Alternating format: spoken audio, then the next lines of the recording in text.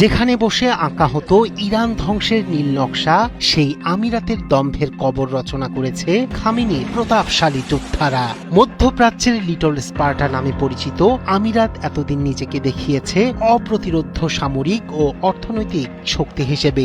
বন্দর, প্রক্সি যুদ্ধ, বিলিয়ন ডলারের বিনিয়োগ আর পরাশক্তিদের সঙ্গে ঘনিষ্ঠ সম্পর্কের আড়ালে আবুধাবি তৈরি করেছিল শক্তির এক চকচকে মুখোশ। কিন্তু ইরানের একের পর এক হামলায় সেই মুখোশ এখন ভেঙে পড়েছে প্রকাশ্যে। মিত্ররা পাশে দাঁড়ায়নি, আন্তর্জাতিক জোটও কাজে আসেনি। প্রশ্ন উঠছে, মধ্যপ্রাচ্যের এই লিটল স্পার্টা কি আসলে কাগজে বাঘ ছিল? তা নিয়ে চাঞ্চল্যকর প্রতিবেদন প্রকাশ করেছে মিডল ইস্ট আই। মধ্যপ্রাচ্যের রাজনীতিতে দীর্ঘদিন ধরেই সংযুক্ত আরব আমিরাতকে দেখা হতো এক উদীয়মান শক্তি হিসেবে। ছোট ভৌগোলিক আয়তন হলেও সামরিক সক্ষমতা, বৈশ্বিক বিনিয়োগ এবং আঞ্চলিক প্রভাব বিস্তারের কারণে দেশটিকে বলা হতো লিটল স্পার্টা।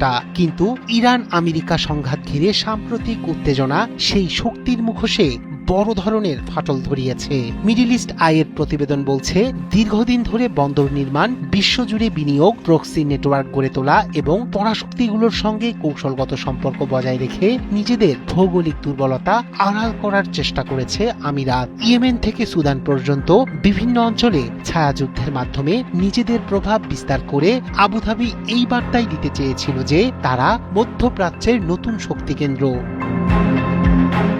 কিন্তু গত কয়েক মাসে ইরানের ধারাবাহিক হামলায় আমিরাতের গুরুত্বপূর্ণ অবকাঠামো ক্ষতিগ্রস্ত হওয়ার পর ধাক্কা লাগে সেই আত্মবিশ্বাসে। বিশ্লেষকরা বলছেন, এতদিন অর্থনৈতিক শক্তি ও কূটনৈতিক সম্পর্কের উপর ভর করে নিরাপত্তার যে ধারণা আমিরাত তৈরি করেছিল, বাস্তবে তা খুবই ভঙ্গুর। এই সংকট আরো স্পষ্ট হয়ে ওঠে আমিরাতের প্রেসিডেন্টের উপদেষ্টা আনোয়ার গার্গাসের বক্তব্যে। সামাজিক যোগাযোগ মাধ্যম এক্সে তিনি ক্ষোভ প্রকাশ করে বলেন, দীর্ঘদিনের মিত্ররা সংকটের সময় পাশে দাঁড়ানোর বদলে মধ্যস্থতাকারীর ভূমিকায় নেমেছে।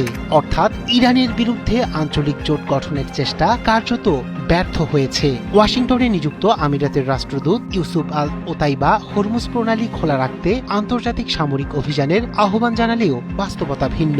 যুক্তরাষ্ট্র কেবল মৌখিক সমর্থন দিয়েছে, চীন উদ্বেগ প্রকাশ করেই সীমাবদ্ধ থেকেছে, আর রাশিয়াও কোনো সামরিক সহায়তায় এগিয়ে আসেনি। ফলে আবুধাবি বুঝতে পারছে, অর্থ লবিং এবং আন্তর্জাতিক সম্পর্ক সবসময় নিরাপত্তা নিশ্চিত করতে পারে না।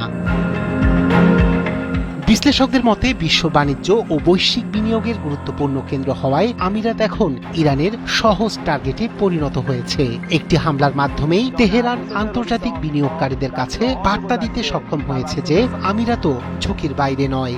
বিশ্লেষকরা বলছেন, সৌদি আরব, কাতার, ওমান, কুয়েত ও বাহরাইনের সঙ্গে বাস্তব ভিত্তিক নিরাপত্তা জোট গড়ে তোলাই এখন আমিরাতের সবচেয়ে কার্যকর পথ। কারণ লিটল স্পার্টা একা দাঁড়িয়ে থাকার যে ধারণা, ইরানের সাম্প্রতিক হামলা সেটিকেই সবচেয়ে বড় চ্যালেঞ্জের মুখে ফেলেছে। রায়হান কবির শুভ্র, ৭১।